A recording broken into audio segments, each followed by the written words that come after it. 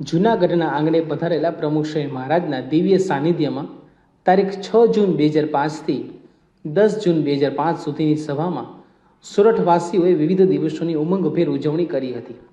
ભગવાન સ્વામિનારાયણથી લઈને બ્રહ્મ સ્વરૂપ યોગીજી મહારાજ સુધીના દિવ્ય ચરિત્રોની સ્મૃતિ રૂપે ઉજવાયેલા દિન વિશેષનો અનેરો અહેવાલ લઈ સૌ હરિભક્તો ધન્ય ધન્ય બન્યા હતા. શ્રી હરિદિનનો આનંદ અપાર. તારીખ 6 જૂન 2005ના રોજ શ્રી હરિદિન ઉજવવામાં આવ્યો હતો.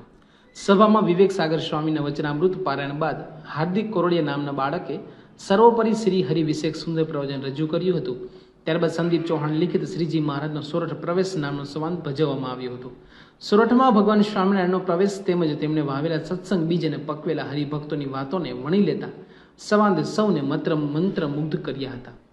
ભગવાન સ્વામિનારાયણના દિવ્ય સ્મરણ સાથે સૌને આશીર્વાદ પાઠવતા સ્વામીશ્રી કહ્યું હતું કે ભગવાન સ્વામિનારાયણ આ પૃથ્વી પર અનેક જીવોનું કલ્યાણ કરવા માટે પધાર્યા હતા.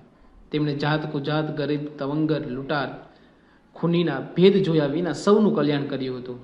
ભગવાન સ્વામિનારાયણને હૃદયમાં ધારણ કરવાથી ઘણા લોકોના જીવનમાં પરિવર્તન આવ્યું હતું અને તેઓએ મોક્ષ પ્રાપ્ત કર્યો છે. આપણે ભગવાનની આજ્ઞા પ્રમાણે જીવન જીવવાનું છે. ભગવાન સ્વામિનારાયણના દિવ્ય સ્મરણ અને ગુણગાન સાથે સમગ્ર વાતાવરણ ભક્તિમય બન્યું હતું. ગુણાતીતાનંદ દિન કરોડમાં કોક. તારીખ 7 જૂન 2005ના રોજ અનન્ય રીતે ઉજવાયેલા ગુણાતીત દિન નિમિત્તે સૌને આશીર્વચન પાઠવતા સ્વામીશ્રીએ જણાવ્યું હતું કે જીવનમાં હૃદયનું પરિવર્તન કરે એવા સંત બહુ ઓછા જોવા મળે છે. લાખમાં લાધે નહીં ને કરોડમાં કોક એવા ગુણાતીતાનંદ સ્વામી હતા. તેઓને આ દુનિયાની માન પ્રતિષ્ઠા કીર્તિની કોઈ અપેક્ષા નહોતી.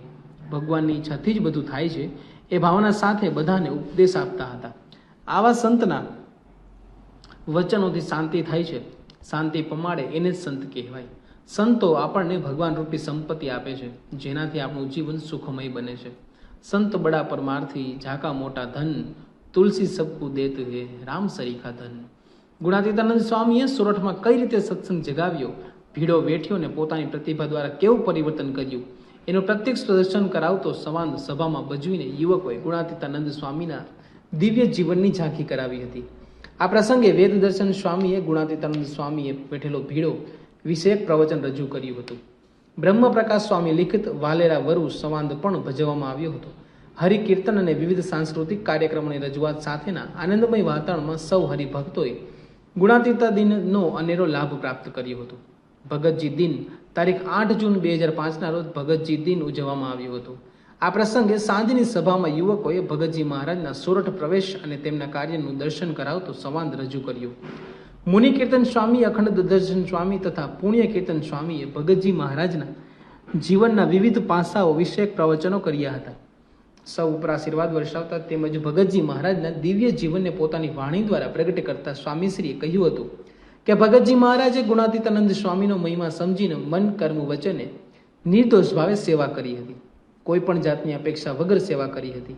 આપણે મંદિરમાં આવીએ છીએ, માળા ફેરવીએ છીએ, એના બદલાની અપેક્ષા હોય. આપણે ગૃહસ્થ છીએ એટલે સ્વાભાવિક રીતે જ અપેક્ષાઓ રહે. પરંતુ ભગતજી મહારાજ ગૃહસ્થી હોવા છતાં સંપૂર્ણ ત્યાગી હતા. ઘરમાં, કુટુંબમાં આસક્તિ ન હતી. એમને એક જ સ્થાન હતું કે આ બાવો એટલે કે ગુણાતીતાનંદ સ્વામી લૂંટવા જેવો છે.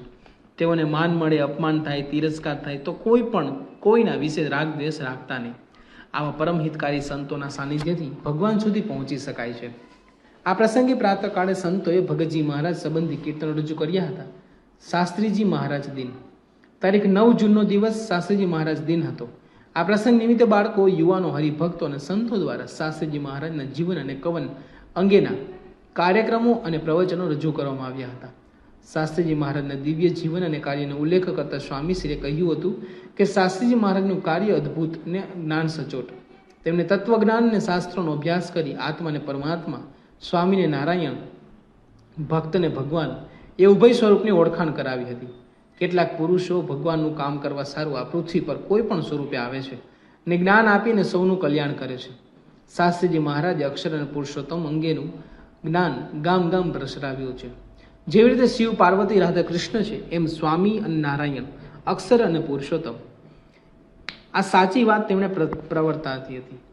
આ માટે તેમણે ઘણું સહન કરવું પડ્યું છે. તેમનો ઘણો વિરોધ થતો, પરંતુ શાસ્ત્રીજી મહારાજ વિદ્વાન, નીડર પુરુષ હતા, નમ્ર હતા. દરેકની વાત સાંભળીને તેને સાચી વાત સમજાવતા હતા.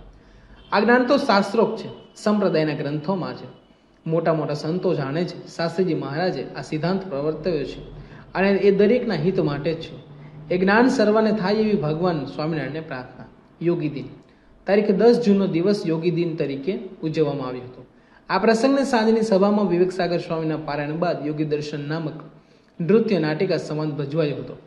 ઉપરાંત ભાવ ભક્તિ સભર વિવિધ સાંસ્કૃતિક કાર્યક્રમો અને પ્રવચનો રજૂ થયા હતા. સૌ ઉપર આશીર્વાદની અમે વર્ષા સાથે સ્વામીશ્રીનું ઉદ્બોધન, પૂજ્ય યોગીજી મહારાજનું જીવન નાનપણથી શુદ્ધ અને પવિત્ર, ત્યાગ અને વૈરાગ્ય પણ એવા ને ભક્તિ પણ એવી, પુત્રના લક્ષણ પારણામાંથી એમનું જીવન જ એવું હતું કે સર્વને એમના માટે પ્રેમ થાય. એમનો પહેલેથી જ વિચાર હતો કે ભગવાન ભજવા છે, ભગવાનને રાજી કરવા છે, માટે જૂનાગઢ આવી ગયા.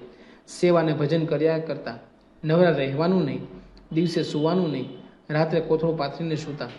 એમને શરીરની કોઈ તમા હતી નહીં, શુક્લકોટી શરીર હતું, પરંતુ ભગવાનની કૃપા અને નિષ્ઠા હતી એટલે આત્મબળ બહુ હતું. કોઈ સેવામાં પાછા પડતા નહીં. કોઈ પૂછતું કે બધા તમને જોગી કેમ કહે છે, તો કહેતા કે અમે ગુણાતીતાનંદ સ્વામીનો વારસો લીધો છે, બીજી કોઈ સાધના કરી નથી. અક્ષરરૂપ થઈએ ને ભગવાનની ભક્તિ કરીએ એ અમારી સાધના છે. આપણે ભગવાનને પ્રાર્થના કરીએ કે જોગી મહારાજ જેવા પુરુષ આપણને મળ્યા છે તો એમની દ્રષ્ટિ આપણા પર થાય, એમના જેવા ગુણો આવે, એમના આદર્શોનું જીવનમાં ધારીને ભક્તિ કરીને સુખ્યા થઈએ એવી જ પ્રાર્થના. આ પ્રસંગે ઉપસ્થિત રહેલા કેશોદ મત વિસ્તારના ધારાસભ્ય માધાભાઈ બોરીચા, ડીવાયએસપી શ્રી પાંડે તથા અન્ય મહાનુભાવોએ સ્વામીશ્રીને હાર અર્પણ કરી આશીર્વાદ મેળવ્યા હતા.